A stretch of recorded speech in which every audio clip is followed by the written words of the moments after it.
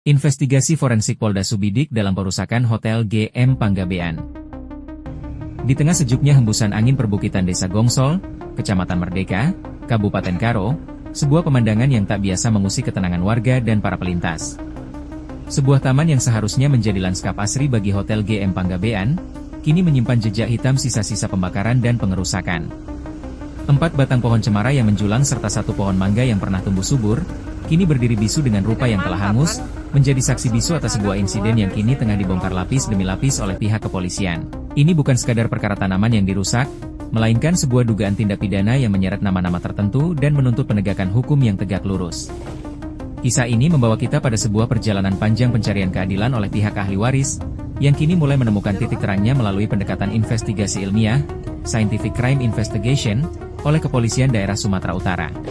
Rentetan peristiwa ini sebenarnya telah bergulir sejak awal tahun, tepatnya pada tanggal 5 Januari 2026. Pada hari itu, Tuti Farida Rotua Panggabean, yang merupakan salah satu ahli waris dari almarhum GM Panggabean, mengambil langkah tegas dengan mendatangi Sentra Pelayanan Kepolisian Terpadu, SPKT, Polda Sumatera Utara.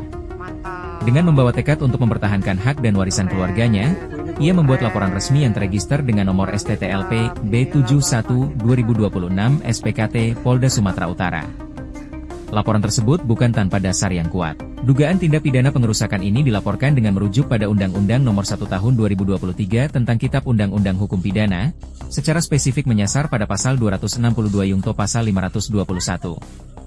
Laporan ini secara gamblang menyeret sejumlah nama sebagai pihak terlapor, diantaranya adalah Kompani Ginting, Iu Sembiring, Rio Pidonta Ginting, dan kawan-kawan. Mereka dituduh telah melakukan pengerusakan secara sengaja di area Taman Hotel GM Panggabean, sebuah tuduhan serius yang segera memicu bergeraknya roda investigasi kepolisian. Merespons laporan dari pihak ahli waris tersebut, aparat kepolisian tidak tinggal diam. Sebulan setelah laporan dibuat, tepatnya pada hari Kamis, tanggal 5 Februari 2026, tim dari Direktorat Reserse Kriminal Umum, Ditreskrimum, Polda Sumatera Utara, khususnya Unit 2 Subdit 3 Jatanras, turun langsung ke lokasi kejadian di Desa Gongsol. Kehadiran mereka di sana menandai langkah awal pengamanan lokasi hukum. Garis polisi atau pelis lain berwarna kuning cerah direntangkan, memblokir area taman yang dirusak. Pemasangan garis polisi ini adalah sebuah proklamasi visual dari negara bahwa area tersebut kini berada di bawah otoritas hukum, membekukan waktu dan ruang agar tidak ada satupun bukti yang terganggu atau hilang sebelum para ahli forensik datang untuk membaca jejak-jejak yang ditinggalkan oleh para pelaku. Hari yang ditunggu-tunggu untuk membedah misteri di balik garis polisi itu akhirnya tiba pada hari Jumat, tanggal 8 Mei 2026. Udara pagi di Kabupaten Karo menjadi saksi kehadiran tim gabungan yang dikerahkan secara khusus oleh Polda Sumatera Utara.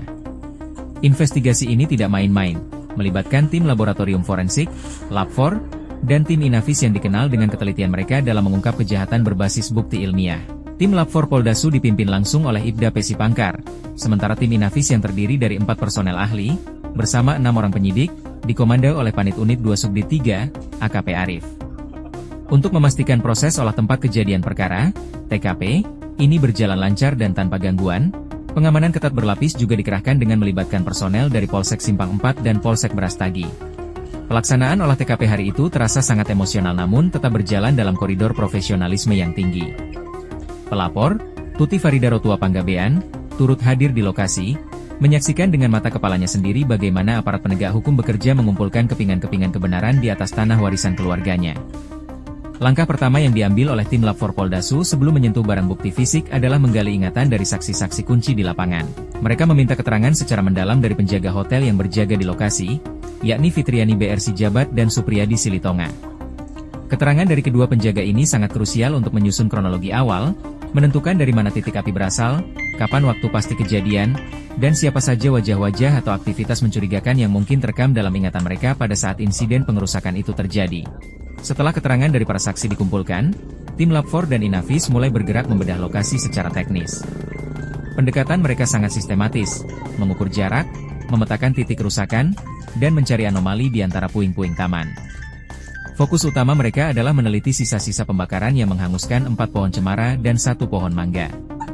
Pembakaran ini jelas bukan fenomena alam, melainkan sebuah tindakan yang patut diduga memiliki unsur kesengajaan dan perencanaan. Disinilah Ibda Pesi Pangkar memberikan pernyataan tegas terkait metodologi yang mereka gunakan. Beliau menyatakan bahwa timnya meneliti secara spesifik apa-apa saja yang dibakar di lokasi tersebut. Lebih jauh lagi, sisa material yang telah menjadi arang atau abu tidak akan dibiarkan begitu saja. Material tersebut akan dibawa ke laboratorium untuk diuji secara komprehensif guna mengetahui jenis zat pembakar, akseleran, apa yang mungkin digunakan oleh pelaku untuk menyulut api. Sementara Lab 4 fokus pada pengujian material, tim Inavis melakukan tugas yang tak kalah pentingnya, yaitu merekonstruksi urutan peristiwa, sequence of events.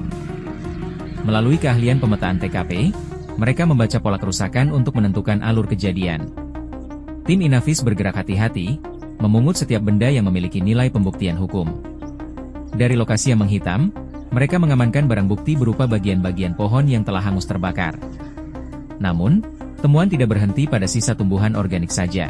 Tim juga menemukan dan menyita benda-benda asing yang memperkuat dugaan pengerusakan terencana, yakni kawat-kawat bekas dan ban-ban bekas yang turut hangus terbakar. Keberadaan ban bekas ini memunculkan indikasi kuat bahwa material tersebut sengaja dibawa ke lokasi untuk memperbesar kobaran api atau digunakan sebagai alat bantu utama dalam proses pengerusakan. Tidak hanya itu, tim Inavis juga menemukan potongan-potongan bambu di area akses masuk dan keluar Hotel YM Panggabean. Bukti-bukti fisik yang bisu ini dikumpulkan, dicatat, dan dimasukkan ke dalam kantong barang bukti yang tersegel rapat, sebelum akhirnya diserahkan secara resmi kepada tim penyidik untuk melengkapi berkas perkara.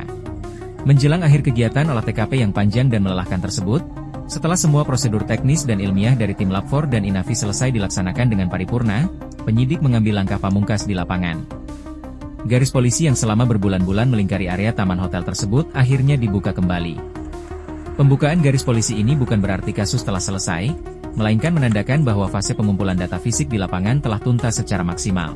Semua barang bukti krusial yang telah dilaporkan kini berada dalam penguasaan aman pihak kepolisian, berpindah dari alam terbuka menuju ruang-ruang pemeriksaan laboratorium dan meja analisis penyidik.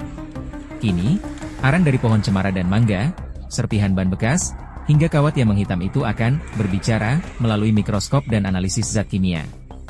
Jejak-jejak bisu dari desa Gongsol ini sedang dirangkai menjadi sebuah cerita kebenaran yang tidak bisa dibantah oleh alibi apapun. Kasus pengerusakan Taman Hotel YM Panggabean kini memasuki babak pembuktian yang sesungguhnya. Pertanyaannya kini, kemanakah arah bukti-bukti ilmiah ini akan bermuara? Dan mampukah hukum memberikan keadilan yang setimpal bagi ahli waris yang telah lama menanti? Kita akan terus mengawal proses hukum ini, karena setiap kejahatan, betapapun rapi disembunyikan, akan selalu meninggalkan jejak bagi mereka yang tahu cara mencarinya.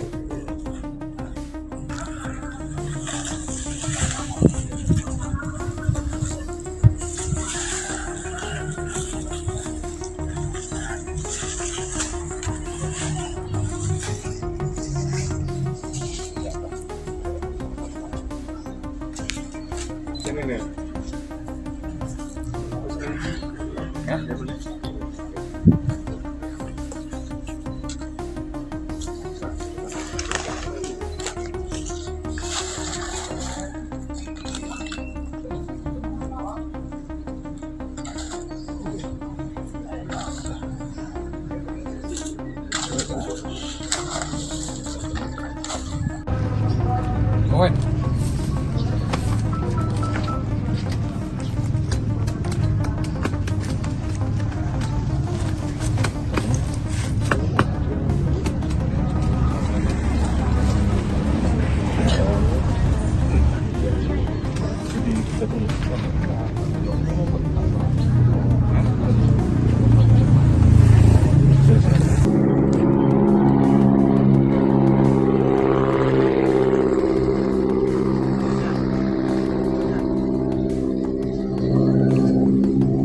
Selamatkan sampai kawatnya nih.